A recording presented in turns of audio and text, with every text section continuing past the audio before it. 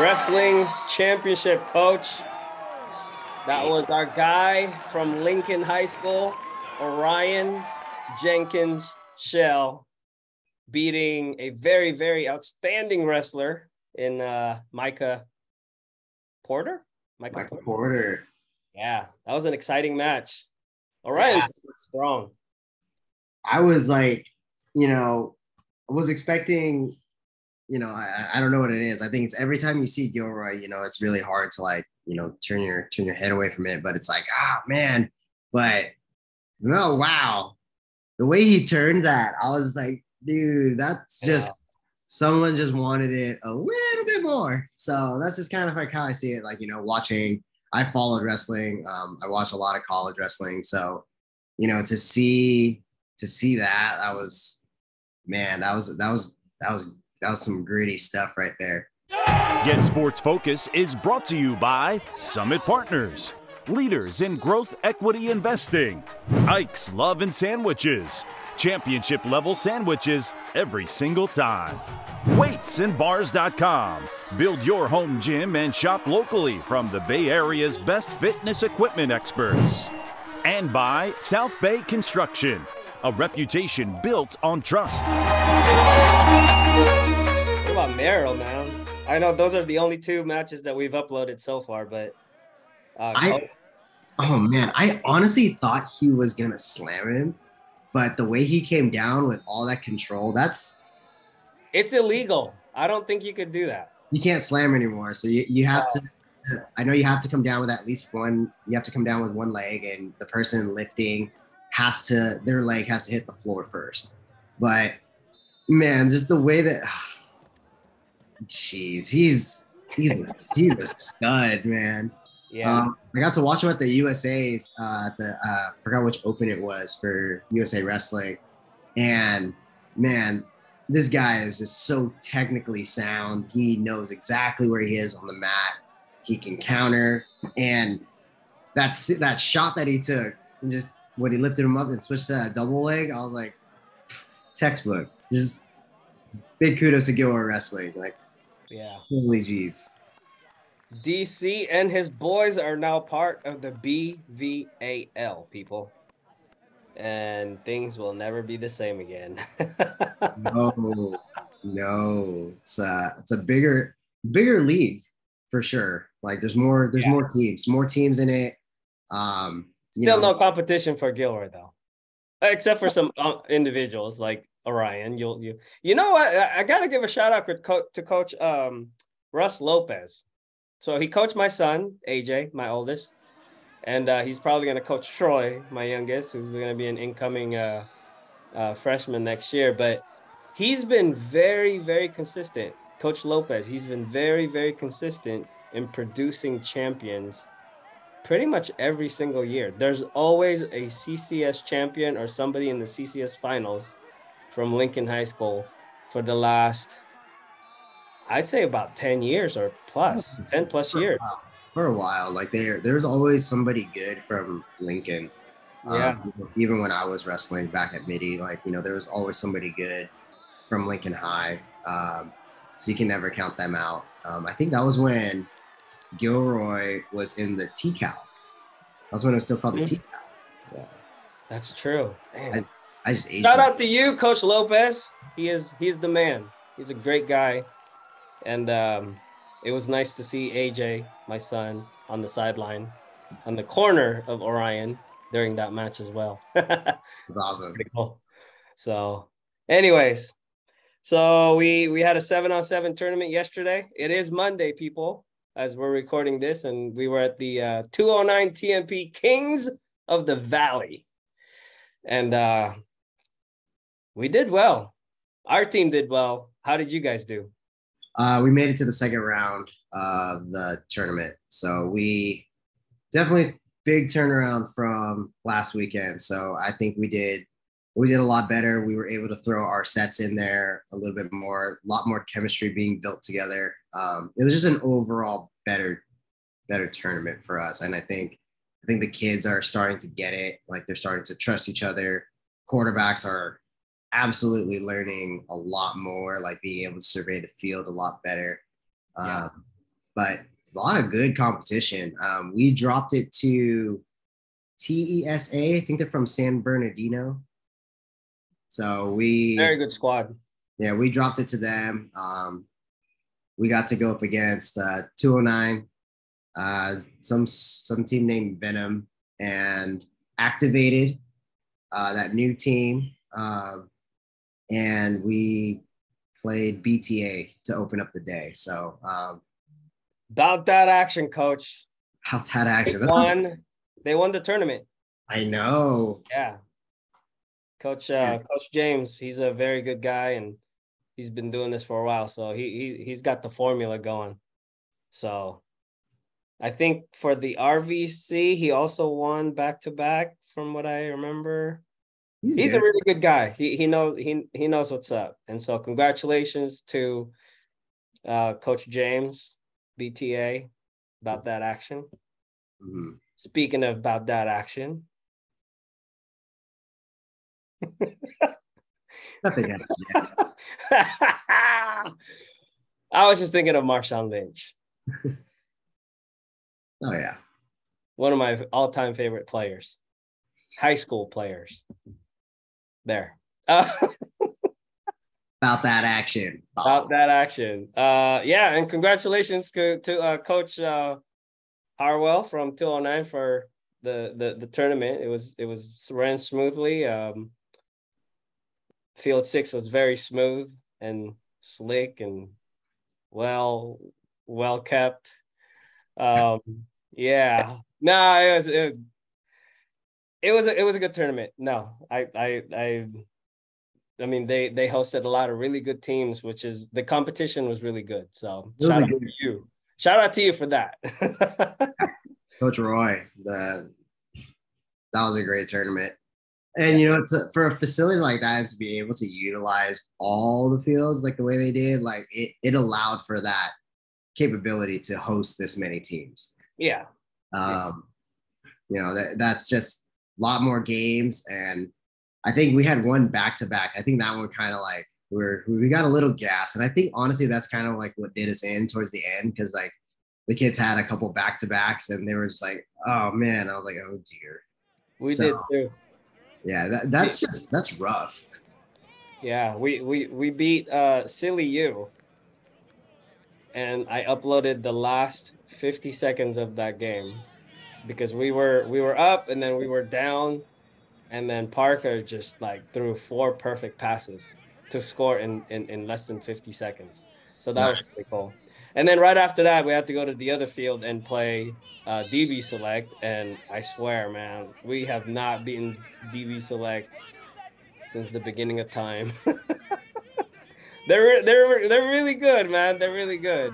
And TMP also, we lost to them in the first round. But we measure our success based on our performance, not necessarily wins and losses. Mm-hmm. We tried a lot of new things in this tournament, and it worked out really great. So I'm looking forward to seeing what they got going on next tournament, because this past tournament was that was a tough tournament, and our guys like really responded to what the coaches wanted them to do. So I'm excited to see how they're gonna be next Sunday when we have our Silicon Valley Classic. That is gonna be in San Jose, not Silicon Valley. It's gonna be in San Jose. Is San Jose still Silicon Valley? It is? I believe so. Okay. Well, then there you go. Still a Silicon Valley Classic. I mean, yeah, we do the same thing. Like, you know, we obviously, like, you know, every team wants to win. You know, you want to have more wins than you have losses. But we made a lot of tweaks to, you know, all of our play calling. We changed up a lot of personnel, and especially, like, you know, with our sets coming in and out. So it was good to get them meshed together. Yeah. They feel a lot more comfortable with the groups that are coming in now. So now, like, you could start building that like consistency with the same groups. And I think it's just going to be, you know, we're coming out with a completely different team on Sunday. Nice. So everyone will see. There will actually be two XIOS teams. That's right. The black and gold teams. It's going to be it's going to be a competitive one with 8 teams total. Yeah. We'll be there, and we want to get home before the Super Bowl. Oh yeah. Super Bowl. We're doing a fundraiser. We're doing Super Bowl squares. It's on our social media. Hopefully this gets out early enough so that it will help our guys do fundraising. We decided to do fundraising instead of anything else because we want the kids to work together. Super Bowl squares, those are fun. Everything is expensive nowadays, so we definitely have to do the fundraiser. Oh yeah, 100%. Yep. Hey, I did something new this weekend. I covered rugby.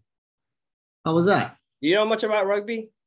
I do know well, not really. I like to watch it. I mean, I like watching the All Blacks, when it's on, like I'll watch it. A former Midi alum, Zach Tabankura from Midi.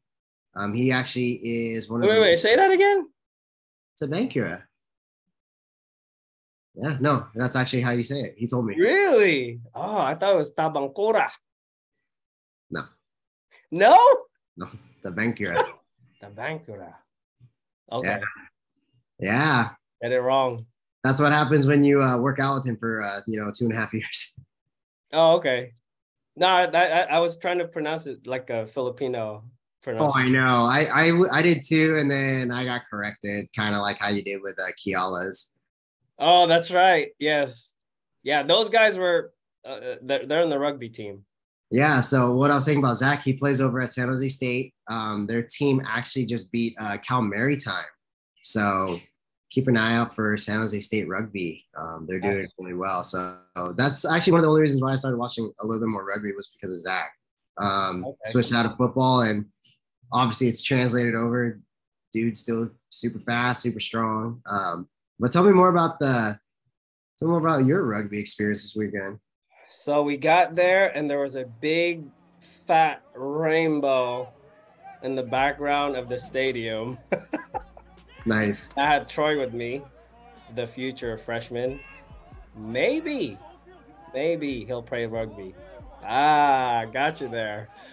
You thought I was gonna say something else, but we were at St. Francis and there was a big rainbow in the beginning, which was beautiful to set things up. But no, I don't know anything about rugby other than like,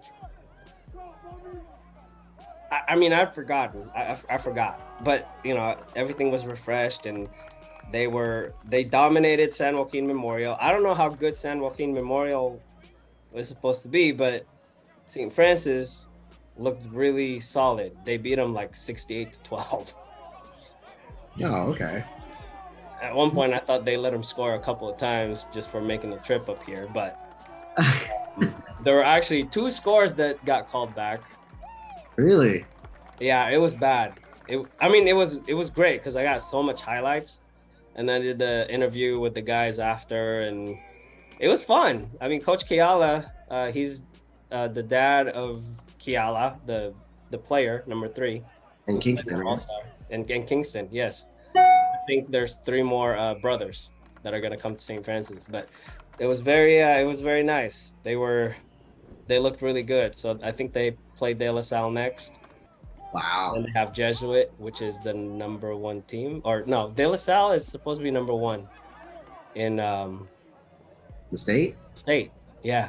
Wow. I mean, well, the only thing I know about rugby is they're not called. I think they're called tries. Yes. So I think you touchdowns are tries. Yeah, I think you showed Kingston's, and that guy just took off. That was the first one. Yeah. There's more. There's more highlights. We'll roll it later on, maybe after this, and just like let it play. But it was super cool. And then when I got back and I posted that, I didn't know Sarah had a team. Yeah, Sarah has a team, and I think also Bellarmine has a team. I think Bellarmine does have a team, yes.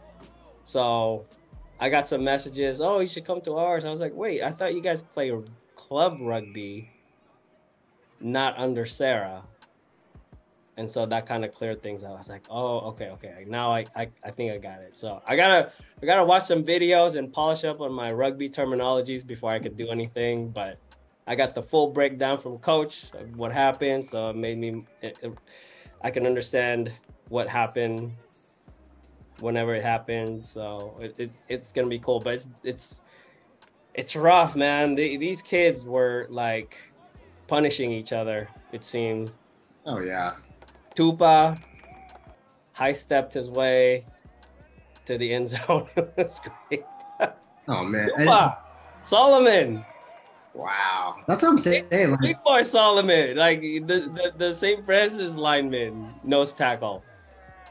That's what I'm saying. Like rugby is like its own different beast too. Like and the way they hit each other, like and it shows like on the like the guys that play rugby and they play football, like they know how to hit and they know how to hit right. Yeah. Like, and when they run the ball, like watching KINGZ run in for that try, and then watching some of the highlights from the football season, he runs exactly the same. Like one cut and he's gone. Like you just give him space, he's gonna take it. He's gone. Like I think Kiala's the same way too. Like he sees space, he's gone. Like it's a transferable skill. That's what I like about rugby. He had a breakaway, maybe 70 yards. Kiala, junior too. He had one. There's somebody number 4. I forgot his name, but he was solid. Like he was running over guys, and I'm just like, damn. It was raining too, and that made it even crazier that it was raining. Obviously, it was on turf, so there's no mud. But I thought overall, I was pretty impressed, and so definitely gonna see a couple more matches. Especially the Sarah St. Francis game. That's going to be a good one. That sounds like a fun one to watch. Yeah. Ooh, I love it. That sounds like fun. So different kind of weekend for you. Different kind of weekend. It was refreshing to go out there and do something else other than football, and it was 7-on-7. So I think I needed that break too. Yeah, I got a day off on Saturday, so I kind of got to relax, got to clean my house. There you go. Well, I like so this weekend was our 7-on-7s, and did anybody stand out to you? And did you see any of the other games or any other teams? I think watching, oh man, what are they called? They were wearing all gray. Purpose Field. They're from down south. They're very good. They're very Bakersfield, I think. That's a Bakersfield, yeah. That's a very good team. And I feel like they're probably all from like the same area or same school, because the chemistry that they have, the communication was insane. Like they just knew what each other was doing. They knew where everyone was, and it showed. So I gotta give some. They were fun to watch too. They were very, very fun to watch. I got to catch a little bit of the hot boys from DT, a little bit right before we played. Again, like just freaking playmakers on that team. They're Thomas. Jalen Thomas had a crazy catch. I forgot who he had it against. He had a really good catch. But other than that, it's those are the ones that I was able to watch. I was kind of walking around everywhere because we were on field 3, then we were on field 4, then we had like a long break, and then we were on the main field. Oh no, then we went back to field 3, and back to the main field, and then on the other side of the main field, and then we went to the other side of the visitor stand. So we were just moving around like too much. So I didn't get to watch too many games. I got to watch the end of the Heroes game that was on the main field, and they look good. That young squad looks really good.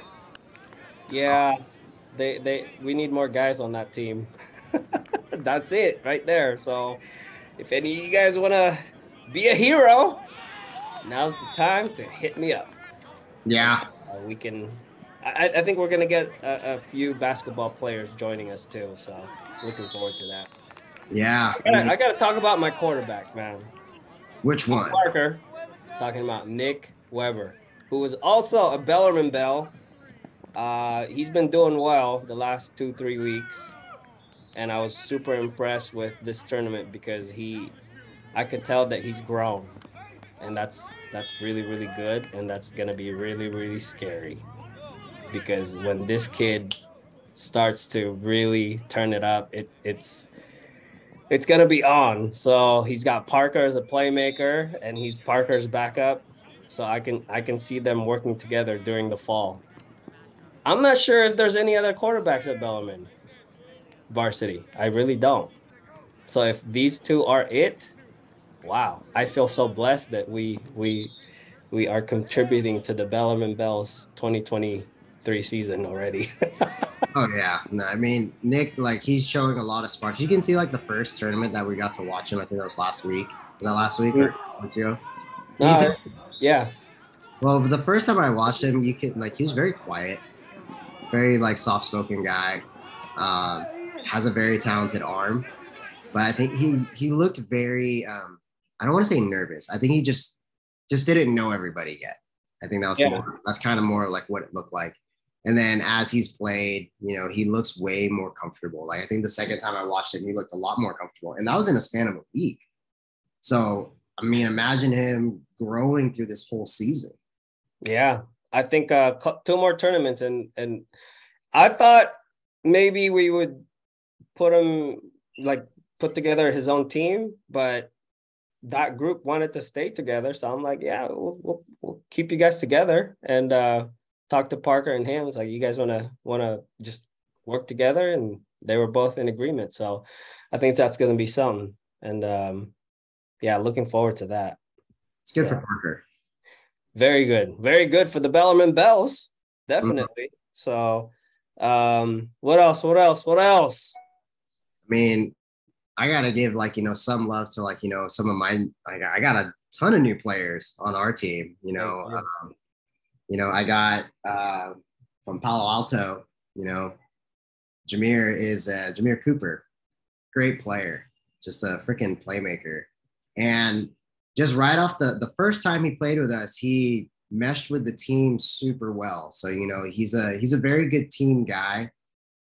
He's really loud, but I like it. But he's loud in good ways too. I get the heat of the moment stuff, but like how he's loud to the team itself, like he really stepped up to that part. I really appreciate that from him. And then my San Benito guys, got to give my San Benito guys some love too. Just out the cuts, just making plays. Robert and Abel just making plays, and then obviously now that Jackson Robinson from Christopher, young quarterback, now he has a veteran quarterback to learn with. Like Jackson improved during the tournament yesterday by watching Abel, and he stands with me when we're calling offense, and he's seeing what Abel sees, and they're talking about it. So it's good to see even kids from different schools, they're working together because everyone has the same common goal, which is to get better and be better for their teams once the season comes around. So I'm really, really excited for all these guys. Nice. Now, let me ask you this. You're a strength and conditioning coach. How much do you work your guys out during this time right now? Well, they're actually currently here right now. Oh, they are? Okay.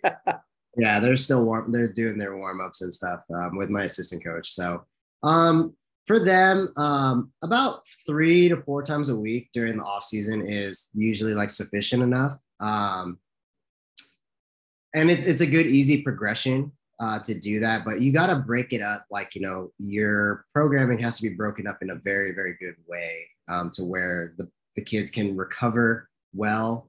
But this is the time of the year where you want to stack volume, you want to stack a lot of strength, and you got to accumulate as much strength as you can during this time, because this is kind of the only time you get to accumulate all that strength.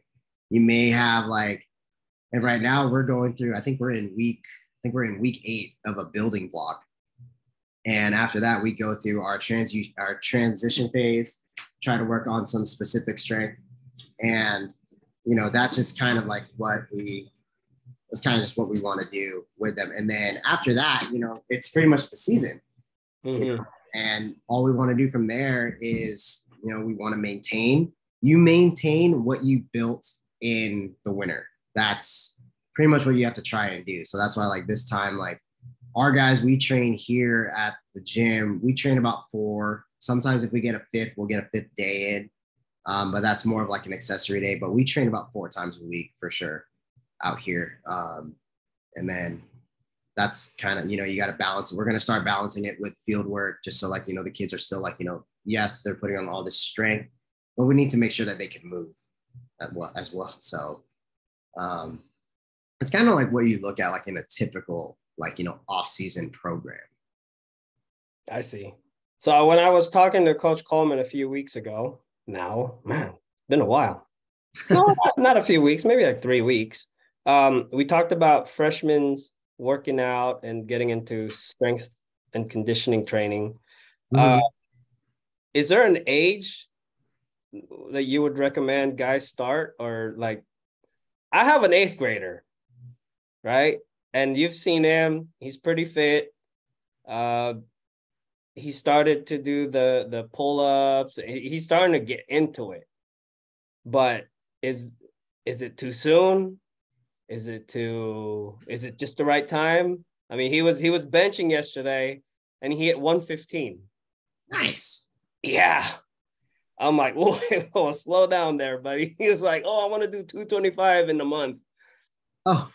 That's a yeah, exactly. I guess I'm kind of I'm not gonna say I'm biased to it. Okay, so I coach Olympic weightlifting, as well as like everything else that I do, and there's younger kids that are lifting and throwing weight over their head, and to the general public, a lot of people say like, oh, you're gonna do this to their body, you're gonna stunt their growth. No, it doesn't do that. It's actually good for bone integrity and for like and for like tendon integrity as well. You got to think about like all these parts of the body that you kind of want to like start getting moving. And the thing is like, when you start introducing things like Olympic weightlifting, like snatches and clean and jerks and squats, like as long as you're teaching the movement pattern correctly, it benefits the athlete really well, like in the long run. Typically, like we start lifting with our guys here probably around like age 10, but we keep it very controlled. We have like, barbells that are like, made for like the average size of a 10-year-old so that, that they can actually hold onto the bar. And, we use a lot of bumper plates that are like about 2.5 kilograms or 5 kilograms. I'm speaking international units. So 11 pounds and 20 or yeah, I think it's 11 pounds each side. So, it's very controlled, but what we do is like, we teach them with we call them training plates. Mm-hmm. And they're the same size as a standard 45-pound like bumper plate.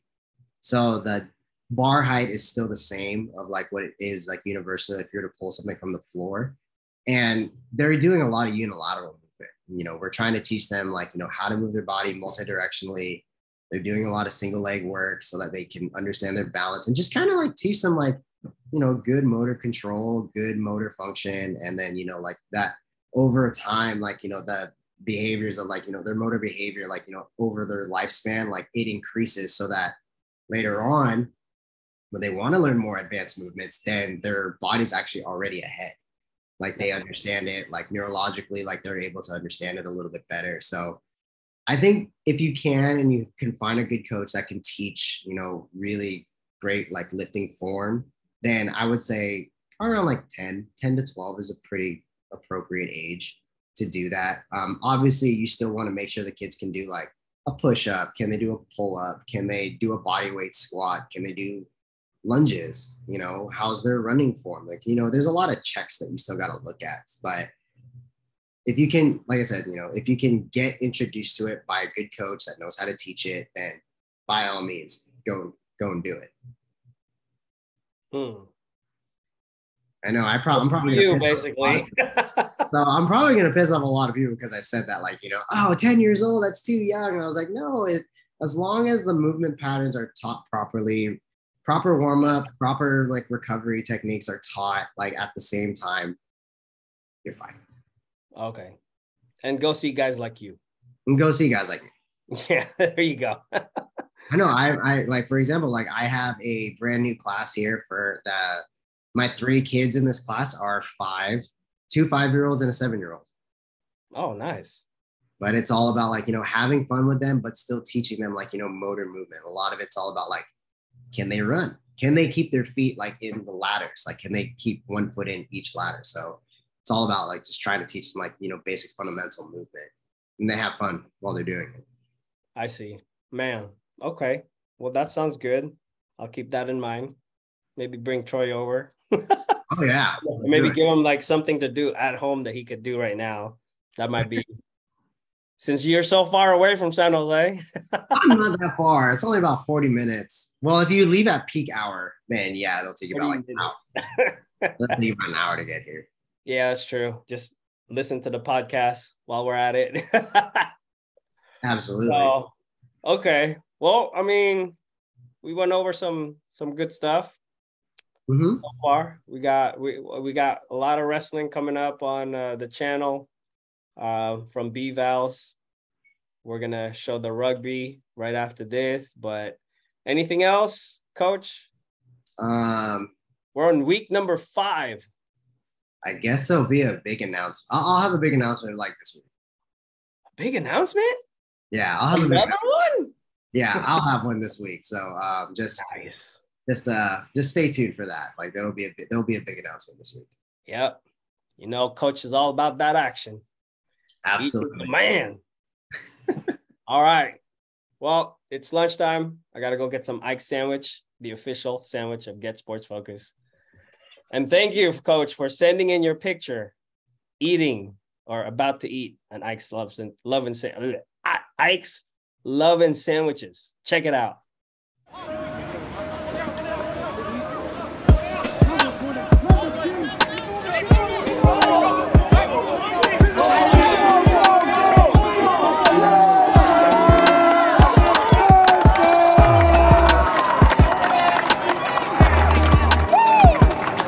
We just had our first ever rugby game for St. Francis. We came out and just dominated. It's like football, but more physical.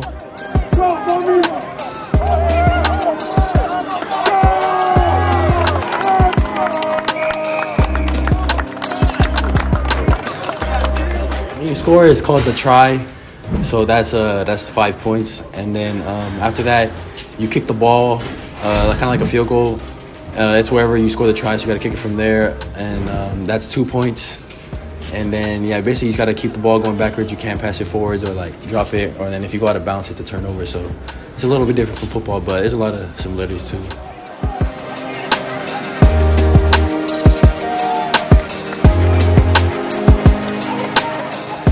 I think a lot is similar physicality for sure and the speed.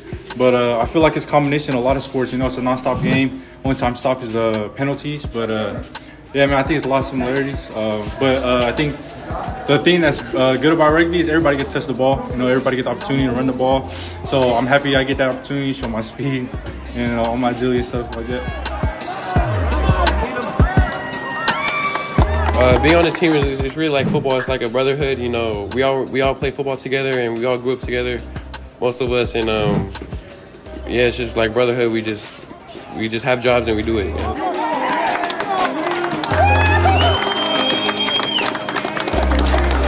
We got the W, so it was good. It was a good game. Like a lot of people's first time playing, so it was so fun. It was a time to have fun, and then the W even made it more fun. So it was a great time. Oh yeah, it's the best moment. Actually, today was hella fun. Yeah, and then first game of St. Francis history. So yeah, we're just balling. It's an honor to get another opportunity to play with our brothers again. Well, as brothers and as a brotherhood, we all get to play together. Shout out my mom. I love you.